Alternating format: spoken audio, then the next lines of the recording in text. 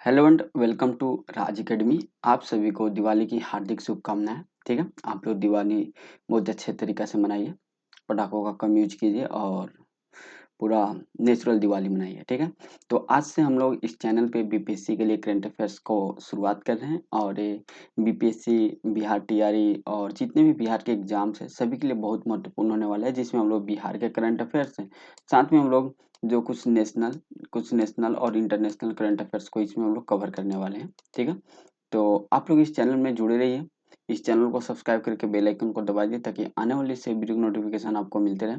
Okay, तो आप लोग देख सकते हैं यहाँ पे ये सभी करंट अफेयर्स का पहले नॉर्मल हाईलाइट है। तो चलिए हम शुरुआत करते हैं और डायरेक्ट क्वेश्चन नंबर 1 देख लेते हैं। क्वेश्चन नंबर 1 है, जन स्वराज पार्टी को स्कूल बैग सिंबल मिला। ठीक है, तो जन स्वराज पार्टी है, उसको स्कूल बैग का वास्ता एक चुनाव चिन्ह मिला है।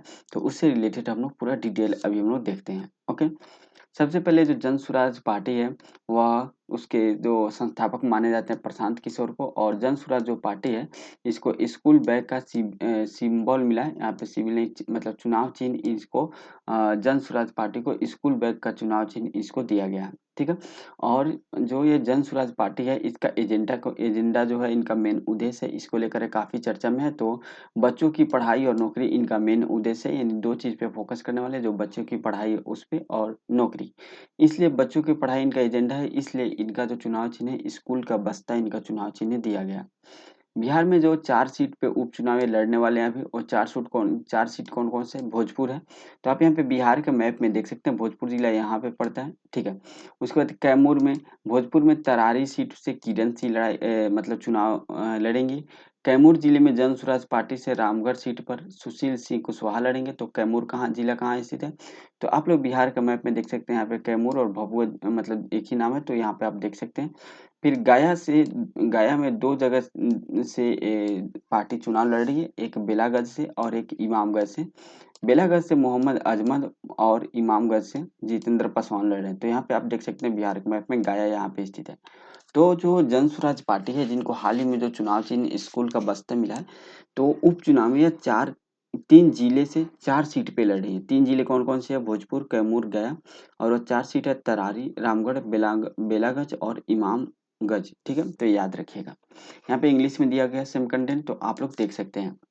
नेक्स्ट हम लोग क्वेश्चन, इससे रिलेटेड क्वेश्चन डिस्कस कर लेते हैं। बोला निम्नलिखित में से सत्य कथन की पहचान करें। सत्य कथन की पहचान करना है आपको, तो सत्य कथन कौन सा है वो आपको यहाँ पे बताना है। ठीक है, चलिए। बोल रहा है जन स्वराज पार्टी को चुनाव चिन्ह स्कूल का बस्ता मिला है। 1 नंबर पॉइंट बिल्कुल सही है कि इनको स्कूल का बस्ता मिला है।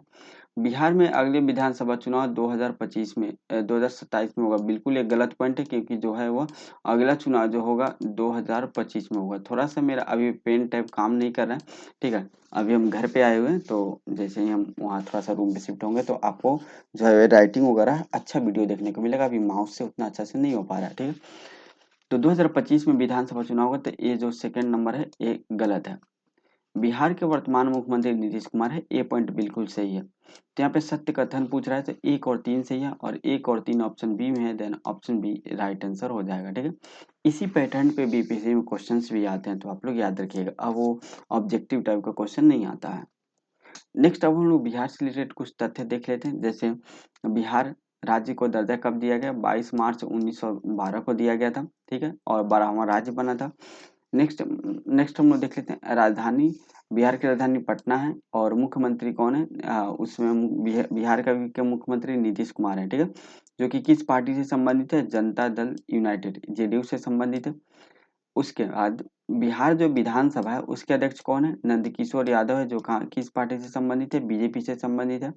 और विधान परिषद के सभापति कौन है? श्री अवधेश नारायण सिंह है। राज्यपाल कौन है? श्री राजेंद्र विश्वनाथ आर्लेकर है।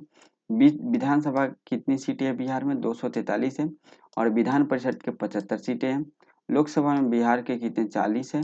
और राज्यसभा में बिहार के 16 सीटें हैं। बिहार में 2 राजभाषा है, एक हिंदी। ठीक है, और द्वितीय राजभाषा क्या है? उर्दू है। ये आपको याद रखना है।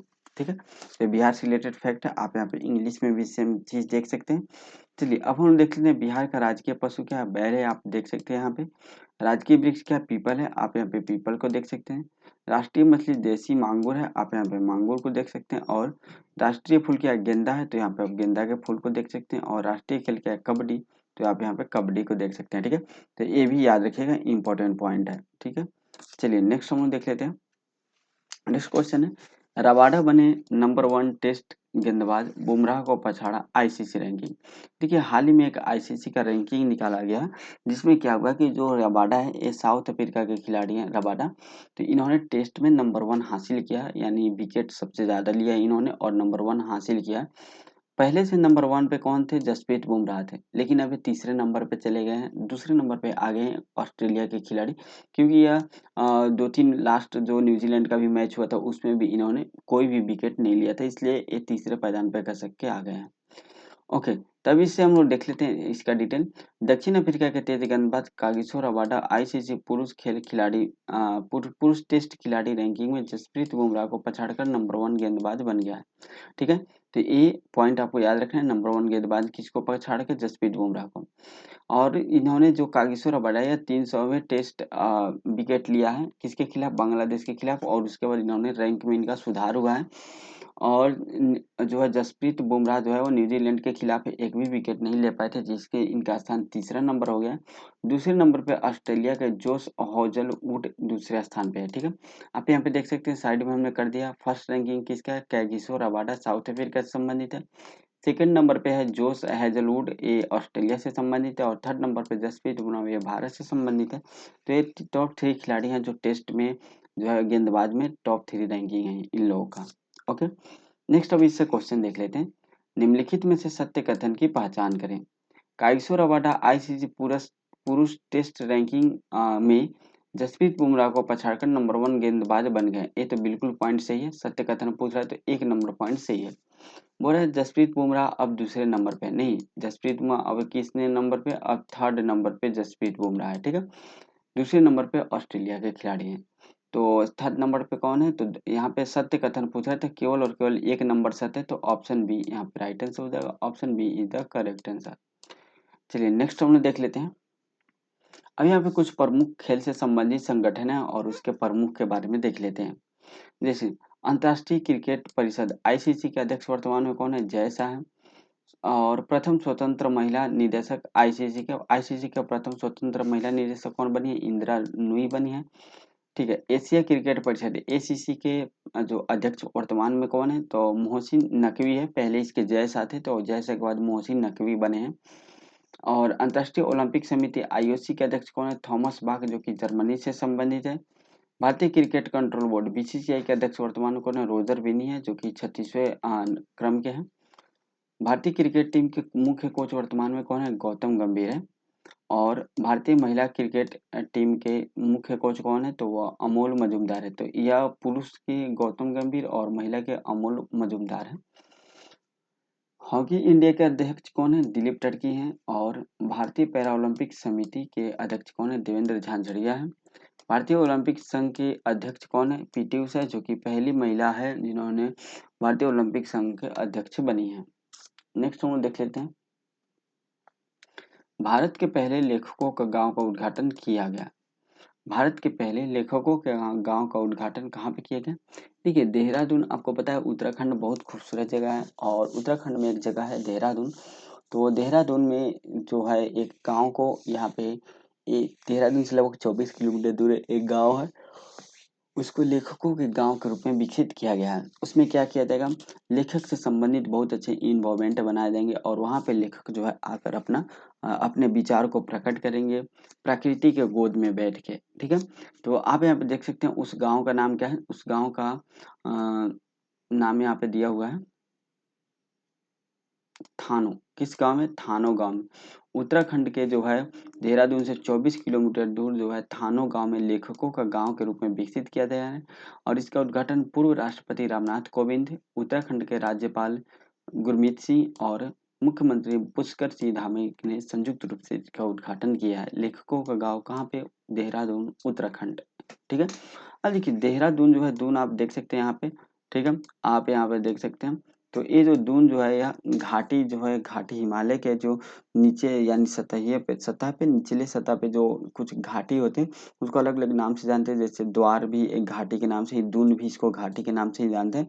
तो वहीं पे जो दून जो है यह एक घाटी है और इसलिए इसका नाम पड़ता है देहरादून। ठीक है, दून से का मतलब क्या होता है, घाटी होता है, और इसके नाम देहरादून पड़ता है, याद रखिएगा। और ये जो इसका उद्घाटन हुआ है उत्तराखंड में, उसमें 40 से अधिक देशों के साहित्यकार भी आए थे भारत में। नेक्स्ट क्वेश्चन देख लेते हैं, उत्तराखंड में भारत के पहले लेखकों का गांव का उद्घाटन कहाँ किया गया है?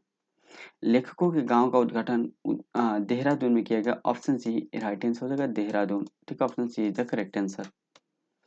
अब हम उत्तराखंड से संबंधित बहुत इंपॉर्टेंट पॉइंट देख सकते हैं। देखिए, ज्योग्राफी के मामले में जो हमारे देश की सबसे लंबी नदी गंगा, वो उत्तराखंड से ही वो निकलती है। तो आप देख सकते हैं उत्तराखंड में आपको जो है चार बड़े जो तीर्थ स्थल है, चार धाम याद रखना है, यमुनोत्री, गंगोत्री, केदारनाथ और बद्रीनाथ। तो बद्रीनाथ से एक नदी निकलती है जिसका नाम है अलकनंदा, और अलकनंदा जो है यहाँ तक भागीरथी तक मिलती है, उसके बाद एक गंगा बनती है। तो सबसे पहले जो बद्रीनाथ से देख लेते हैं, बद्रीनाथ से एक नदी निकलती है अलकनंदा, और थोड़ा सा आगे आके इसमें एक नदी मिल जाती है जिसे धौली गंगा बोलते हैं, और धौली गंगा नदी जो है वह, उसे हम लोग विष्णु प्रयाग मिलता है। तो धौली गंगा और अलकनंदा जहाँ मिलती है उसे हम लोग किस नाम से जानते हैं, विष्णु प्रयाग के नाम से जानते हैं। और फिर अलकनंदा आगे बढ़ते जाती है और फिर उसके बाद यहाँ पे नंदाकिनी नदी आके मिल जाती है। तो नंदाकिनी नदी जब इसे मिलती है तो इसे नंद प्रयाग के नाम से जानते हैं। फिर थोड़ा सा आगे बढ़ने के बाद पिंडार नदी आके मिल जाती है, और पिंडार नदी जहाँ आके मिलती है उसे हम लोग कर्ण प्रयाग के नाम से जानते हैं। और फिर जब अलकनंदा नदी आगे बढ़ती है तो आगे चल के इसमें रुद्र प्रयाग में एक मंदाकिनी नदी आके मिलती है, और मंदाकिनी नदी केदारनाथ से निकलती है। ठीक है, फिर आगे चलते एक और नदी मिलती है भागीरथी नदी, और एक गंगोत्री से निकलती है। तो भागीरथी जो है वो देवप्रयाग में नदी से मिलती है।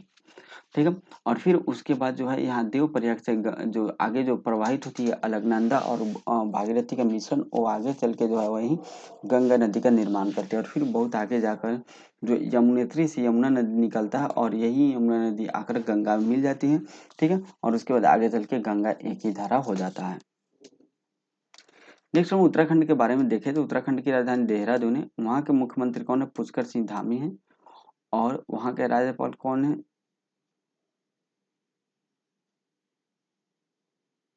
ठीक है। तो यहाँ पे आप देख सकते हैं राज्यपाल गुरमीत सिंह है, और लोकसभा में इसके 5 सीट है, राज्यसभा में कितनी सीट है, 3 सीट है उत्तराखंड के। आप यहाँ पे मैप पे देख सकते हैं, ए हिमाचल प्रदेश है, ए है आपको हरियाणा, ए है उत्तर प्रदेश, और यहाँ पे आपको मिलेगा ये जो है एरिया, ये जो एरिया है ये आपको मिलेगा उत्तराखंड। इधर नेपाल स्थित है और ऊपर चाइना स्थित है। ये पॉइंट आपको याद रखना है। चलिए, अब हम लोग कुछ दर्रा देख लेते हैं। काफ़ी महत्वपूर्ण दर्रा उत्तराखंड में स्थित है। तो उत्तराखंड में 3 दर्रा याद रखिएगा। एक याद रखिएगा माना दर्रा, यहाँ पे स्थित है, देख लीजिए माना। फिर यहाँ पे है नीति, और फिर यहाँ पे लिपुलेख दर्रा। लिपुलेख दर्रा से ही जो भारत चीन का जो है व्यापार होता है लिपुलेख दर्रा से, क्योंकि जो उत्तराखंड में जो है लिपुलेख दर्रा यह तिब्बत को जोड़ता है उत्तराखंड से। नीति और माना ये सब धारा किसमें स्थित है, उत्तराखंड में स्थित है। चलिए नेक्स्ट हम लोग देख लेते हैं। नेक्स्ट है श्री श्री रविशंकर को फिजी का सर्वोच्च नागरिक पुरस्कार मिला है। तो रविशंकर को फिजी का सर्वोच्च नागरिक पुरस्कार मिला है, तो ये आपको याद रखना है। ठीक है, तो ये जो यहाँ पे देख सकते हैं, ये है रविशंकर। ठीक है, यह जो है एक तरीके से संत है भारत में, और इनको जो है फिजी का जो सर्वोच्च नागरिक पुरस्कार दिया गया, और दुनिया में सर्वोच्च नागरिक पुरस्कार इनको देने वाला फिजी छठा देश बना है। ठीक है, यानी फिजी से पहले 5 देश इनको श्री श्री रविशंकर जी को सर्वोच्च नागरिक पुरस्कार दे चुका है। हम लोग यहाँ पे बात कर सकते हैं, तो यह छठा देश बन चुका है, बिल्कुल हमने यहाँ पे डिस्कस कर लिया है। उसके बाद इन्होंने जो है वो मानवीय भावना को उत्थान और विविध समुदाय की शांति और सद्भाव में जोड़ने से उनके अथक योगदान के लिए यहाँ पे दिया जाता है 500 का महीना। ठीक है, ये हो गया। तो अब है जो है वो रविशंकर जी को जो है जो राष्ट्रपति हैं रातू विलियम एम कोंटोनिवेरे, जो फिजी के राष्ट्रपति, इनके द्वारा इनको दिया गया, और फिजी के मानक अधिकारी की भी उपाधि दी गई रविशंकर को। ठीक है, फिजी के जो नागरिक सम्मान है उसका नाम है honorary officer of the Order of Fiji. ठीक है, honorary officer of the Order of Fiji ए है। तो फिजी कहाँ स्थित है? आप देख सकते हैं ऑस्ट्रेलिया, और यहाँ पे प्रशांत महासागर, और यहाँ पे आपको फिजी एक बहुत छोटा सा देश देखने को मिलेगा। यानी ओशिनिया जो महाद्वीप है उसी में फिजी देश देखने को मिलेगा, जो कि प्रशांत महासागर में स्थित है और यह ऑस्ट्रेलिया के पास में स्थित है। आप यहाँ पे नेक्स्ट क्वेश्चन, हम लोग क्वेश्चन डिस्कस करते हैं। निम्नलिखित में से असत्य कथन की पहचान करें। असत्य कथन बताना है आपको। फिजी श्री श्री रविशंकर को सर्वोच्च नागरिक पुरस्कार से सम्मानित करने वाला दूसरा देश बन गया? बिल्कुल नहीं, दूसरा नहीं, ये छठा देश बन गया है। फिजी हिंद महासागर में स्थित है? बिल्कुल नहीं, फिजी हिंद महासागर में स्थित, फिजी जो है वो प्रशांत महासागर में स्थित है। राष्ट्रपति द्रौपदी मुर्मू को अगस्त 2024 को फिजी के सर्वोच्च नागरिक पुरस्कार से सम्मान composition of the year of Fiji से सम्मानित किया गया है। ठीक है, तो यहाँ पे एक कथन तो बिल्कुल सही है, लेकिन एक और दो कथन गलत है। तो असत्य कथन पूछ रहा है, तो ऑप्शन ए राइट आंसर हो जाएगा। Option A is the correct answer हो जाएगा। नेक्स्ट यहाँ पे देख सकते हैं जो राजधानी है वो सुआ है फिजी का, और मुद्रा फिजी डॉलर है। ये पॉइंट आपको याद रखना है। चलिए, अब हम लोग यहाँ पे आप देख सकते हैं ये जो वर्ल्ड बैंक है पूरा ग्लोब, और यहाँ पे अगर आप फिजी को देखेंगे तो आप देख सकते हैं ये फिजी यहाँ पे देश पड़ता है। ठीक है, यहाँ पे फिजी है और ये बिल्कुल यहाँ पे प्रशांत महासागर में स्थित है फिजी। चलिए नेक्स्ट देख लेते हैं। अब फिजी से रिलेटेड कुछ करंट अफेयर्स देख लेते हैं। जैसे 17 फरवरी 2023 को एस जयशंकर ने फिजी में सरदार वल्लभ भाई पटेल के जो आवक्ष प्रतिमा का अनावरण किए थे। मई 2023 में पीएम मोदी को फिजी और पपुआ न्यू गिनी का सर्वोच्च सम्मान से नवाजा गया था। और 2023 में यानी 12वां विश्व हिंदी सम्मेलन 2023 में जो हुआ था वो फिजी में ही आयोजित किया गया था। ये पॉइंट आपको याद रखना है। नेक्स्ट है आयुष्मान वन वंदना कार्ड को प्रधानमंत्री नरेंद्र मोदी ने लॉन्च किया। आयुष्मान वन वंदना कार्ड, ये आयुष्मान कार्ड तो आप सुने थे, वन वंदना कार्ड क्या है? वन वय है, यहाँ पे वन नहीं है, क्या वय है। वय मतलब क्या हुआ? वृद्ध, यानी बूढ़ा व्यक्ति के लिए। अब इसको स्पेशली बूढ़ा व्यक्ति के लिए भी लॉन्च किया गया आयुष्मान वय वंदना कार्ड, जो 70 से ज़्यादा के लोग हैं, 70 वर्ष से ज़्यादा के लोग हैं, उनको इसका लाभ दिया जाएगा। जैसे आप देख सकते हैं आयुष्मान कार्ड प्रधानमंत्री जन आरोग्य योजना के तहत आयुष्मान वय वंदना कार्ड को प्रधानमंत्री नरेंद्र मोदी ने लॉन्च किया था। ठीक है, और यह आयुष्मान कार्ड जो है 70 वर्ष से अधिक उम्र के व्यक्ति को 5 लाख रुपए सालाना इनको स्वास्थ्य के हेल्थ के लिए दिया जाएगा। चाहे उनका कोई भी आर्थिक स्थिति हो, उससे मतलब नहीं है, बहुत अमीर हो बहुत गरीब हो, उससे मतलब नहीं है, यानी 70 वर्ष से ऊपर के हर व्यक्ति को दिया जाएगा। जो यह प्रधानमंत्री जन आरोग्य योजना है, इसको 2018 में प्रधानमंत्री के द्वारा झारखंड के रांची में इसको लॉन्च किया गया था। तो वहीं से इसका शुभारंभ किया गया था, झारखंड के रांची से। नेक्स्ट देख लेते हैं क्वेश्चन। प्रधान पीएम मोदी ने डैश आयु वर्ग के नागरिकों के लिए आयुष्मान वय वंदना कार्य योजना किया है। यह किसने किया है? ठीक है, तो यह 70 वर्ष से अधिक उम्र के आदमी के लिए। ऑप्शन ए राइट आंसर हो जाएगा। Option A is the correct answer हो जाएगा। ठीक है, चलिए अब हम लोग केंद्र सरकार के कुछ प्रमुख योजनाएं देख लेते हैं, जो कि 2014 से लेकर 2024 तक के जो प्रमुख योजनाएं इसको देख लेते हैं। चलिए तो शुरुआत करते हैं। सबसे पहले हम बात करते हैं नमामि गंगे की। तो नमामि गंगे जो योजना है, इसको जुलाई 2024 में शुरू किया गया था, और इसको शुरुआत जल संसाधन मंत्रालय के द्वारा शुरू किया गया था। और इसका उद्देश्य क्या था? गंगा नदी के संरक्षण करना, इसका मेन उद्देश्य था नमामि गंगे को। ओके, नेक्स्ट है प्रधानमंत्री जनधन योजना। प्रधानमंत्री जनधन योजना अगस्त 2014 में इसको ओपन किया गया था, शुरुआत किया गया था। ठीक है, और इसका उद्देश्य था कि कम से कम सभी परिवारों के पास एक 26 अकाउंट होना चाहिए। ठीक है, तो और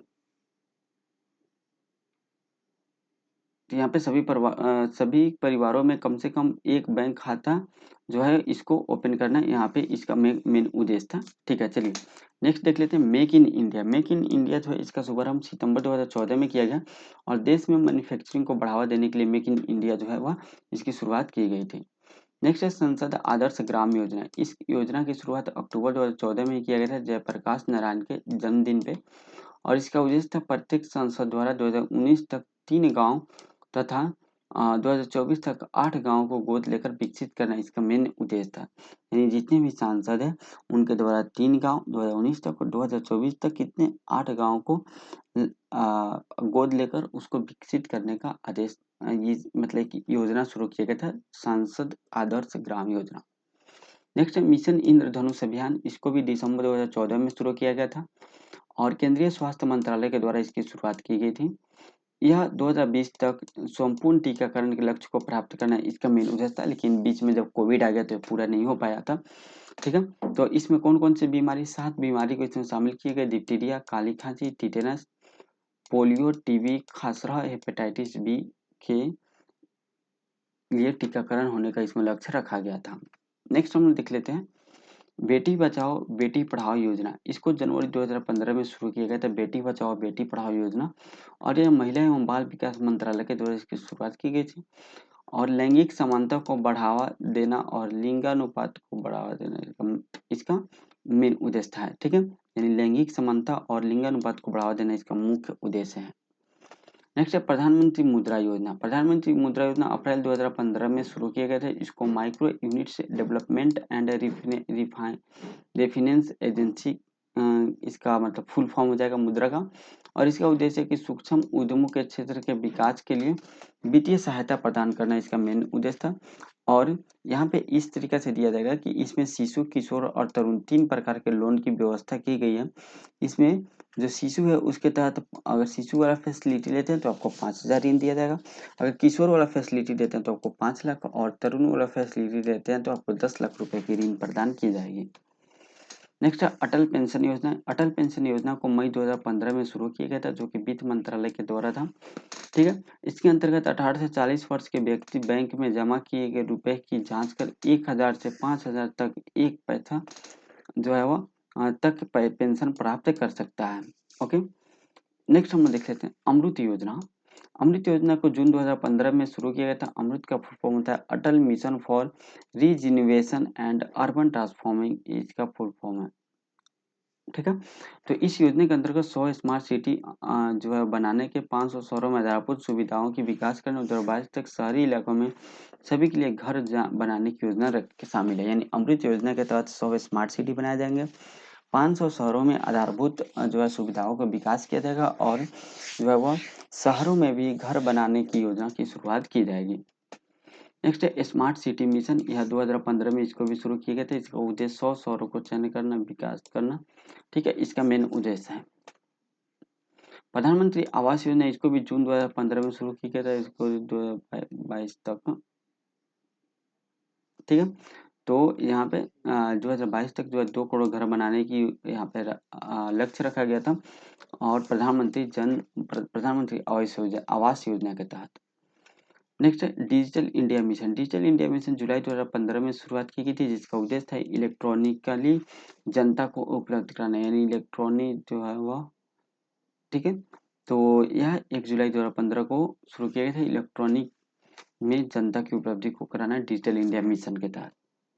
नेक्स्ट है स्किल इंडिया मिशन। यह जुलाई 2015 में इसको शुरू किया गया था, जब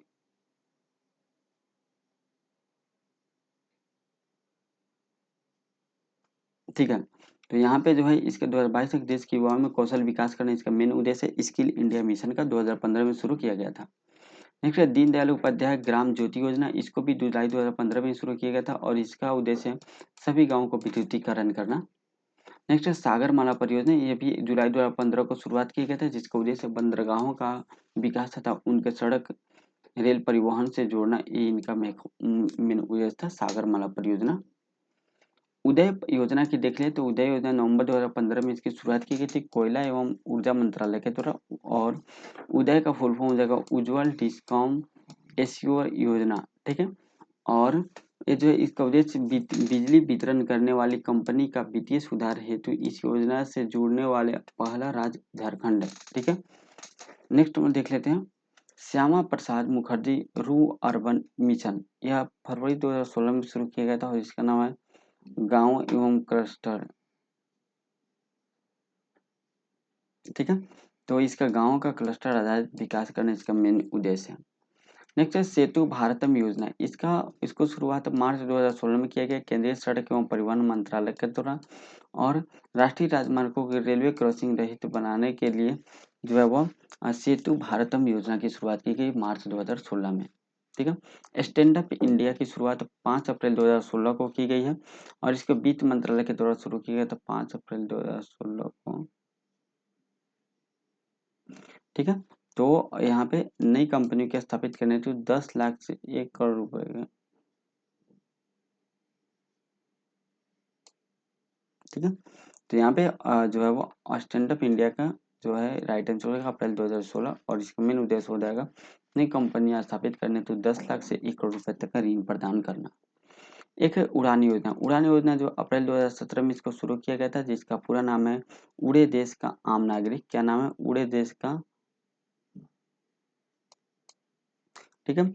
तो उद्देश्य के आम नागरिकों की सस्ती हवाई यात्रा करना इसका मेन उद्देश्य है।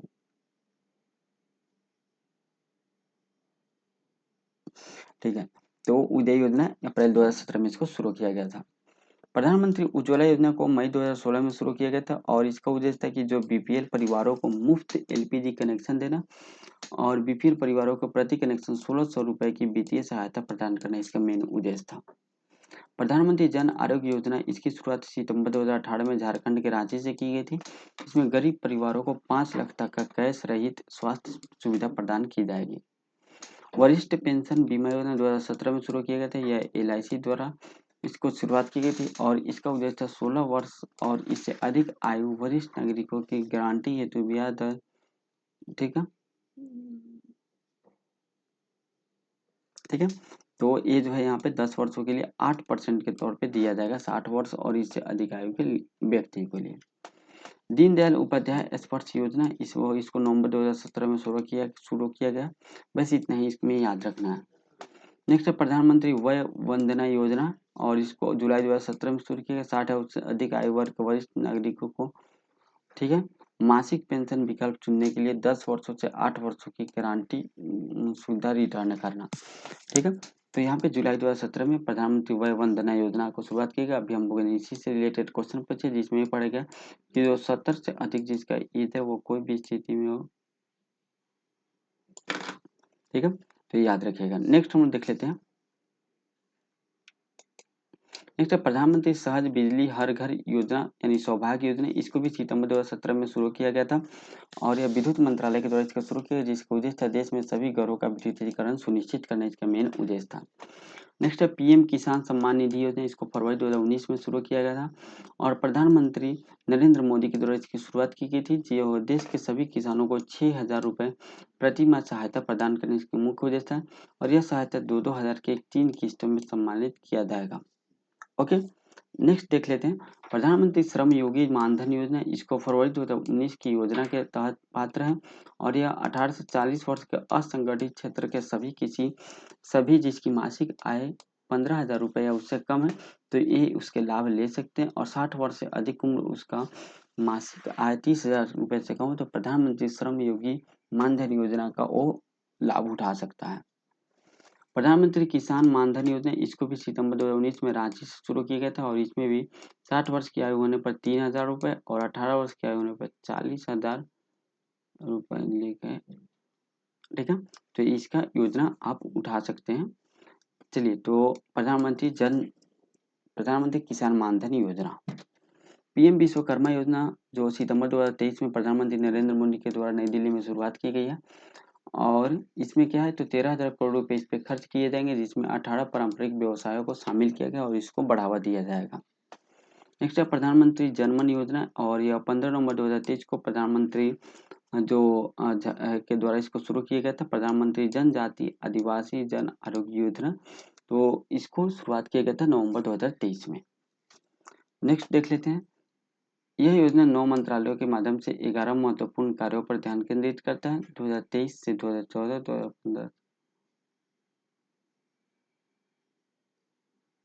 ठीक है। तो यहाँ पे आप देख सकते हैं, तो ये जो है वह 9 मंत्रालय से संबंधित है, ये आपको थोड़ा सा याद कर लेना है। नेक्स्ट है पीएम सूर्य घर यानी मुफ्त बिजली योजना। इसकी शुभारंभ फरवरी 2024 में प्रधानमंत्री नरेंद्र मोदी के द्वारा किया गया। प्रधानमंत्री सूर्योदय योजना के नाम से भी इसको जाना जाता है, और यह 1 करोड़ घरों के छत पर सोलर पैनल लगाए जाने के, जिससे हर महीने 300 यूनिट तक निःशुल्क बिजली प्राप्त करते हैं। इसके, ठीक है, इसके तहत 78,000 रुपए तक की सब्सिडी भी दी जाने की प्लान की गई है। पीएम सूर्यघर मुफ्त बिजली योजना, जो कि 2024 में शुरुआत की गई। तो हम लोगों ने काफ़ी डिटेल में यहाँ पे 2014 से लेकर 2024 तक के जो भी केंद्र सरकार की योजनाएं हैं उसको देखें, जो भी महत्वपूर्ण करंट अफेयर्स है उसको देखें। तो आज फर्स्ट दिन था और इसी पैटर्न पे आपको डेली 10 क्वेश्चन देखने को मिलेगा और साथ में उसका डिटेल देखने को मिलेगा। तो वीडियो थोड़ा सा लंबा होगा क्योंकि बहुत सारे फैक्ट और बहुत सारे इंपॉर्टेंट पॉइंट वगैरह ऐड करना होता है। मिलते हैं नेक्स्ट वीडियो में। आज की वीडियो में इतना ही, तब तक के लिए जय हिंद, जय भारत। ठीक है, ओके।